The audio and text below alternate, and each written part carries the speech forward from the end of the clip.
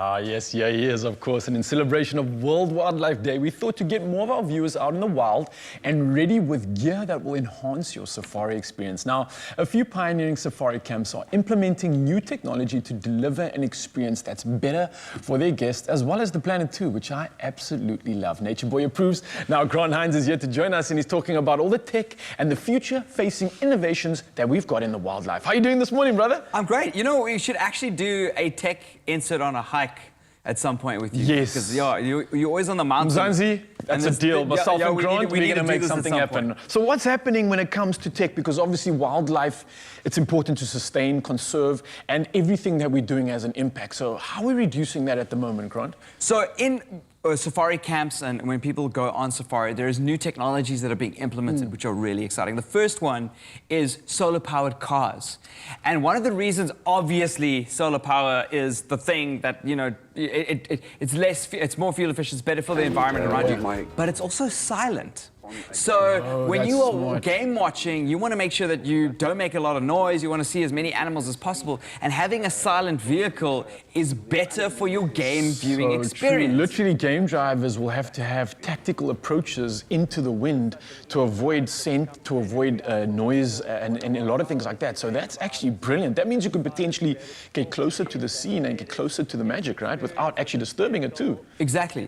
The next one is solar-powered camps. Okay. Now, I know that there are a lot of these camps in the middle of the bushveld are like, you know, they're disconnected from everything else. And I know you love that. I don't. I like to have some form of connection at all times. The wildlife and fiber would be the perfect combo for you, eh? No, give me wildlife fiber, no spiders. Then we're talking. But so these camps are self-sustaining solar-powered camps that can then charge devices or GPSs or the technology that you have there at the camp. It's not just like gas and skottelbrais, it's the ability to have all this new technology and that you can take with. Because people are taking photographs on game drives with their mobile phones. Yeah. And you want to be out in the wilderness for, you know, a week, like have a place that can actually be self-sustaining, and that's where these solar power camps. I think it's so brilliant. At the same time, especially in Mzansi, we're blessed with a lot of sun. It's like an abundant free resource. Why are we not utilizing it more? That's absolutely brilliant. I love that.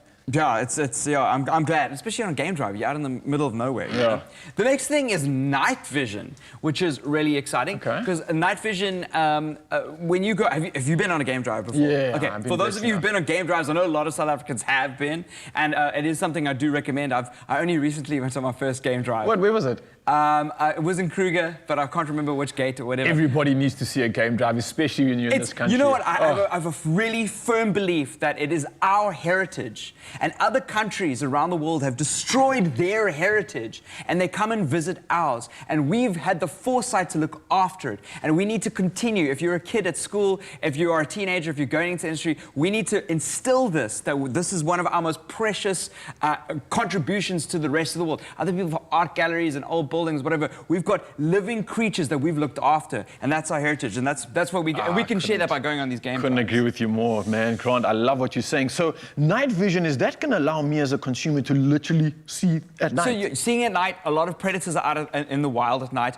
and if you go on a game drive at night, there's usually like big lights that they direct at animals. You know, that's obviously disruptive to the environment and obviously distracting for the animals. So night vision allows you to mitigate that. You can just have it on for yourself and see it, which is really good. So all of these tech, this idea, it's going to help me, the consumer, the viewer, be able to engage and have a better experience at the end of the day. What happens when it comes to protecting, though? Because yes, we're viewing it, we're enjoying it, but on the other side of this, we need to sustain it and protect it. What is tech doing in that sense? So from a protection standpoint, AI is actually playing a huge role.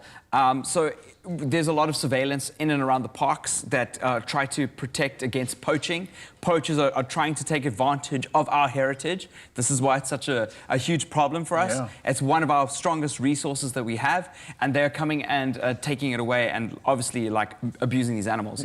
So what we do is we have these cameras that are set around the park that are identifying what's in the image. And artificial intelligence is identifying what is a poacher, what kind of weapons they are they they supposed to be in a park at a certain period of time? And it's allowing faster response times for anti-poaching crew because they can see, oh wait, we're not expecting somebody at this location and we can do it, and less incorrect calls. Traditional surveillance means that you have to manually check out that stuff and go like make a call, and you can be a lot slower. So we are kind of speeding up the militarization of combating these poachers, and there's a huge it's really hectic. There's a lot of weaponry, a lot of technology goes into killing animals, and you've got to literally counter it with technology. Oh, I'm loving what I'm hearing, and it's so good to see tech being used for something so positive, so green, and of course for something that we absolutely love. And what you're saying about it being somewhat of a commodity and such a big resource, I think everybody in Mzansi,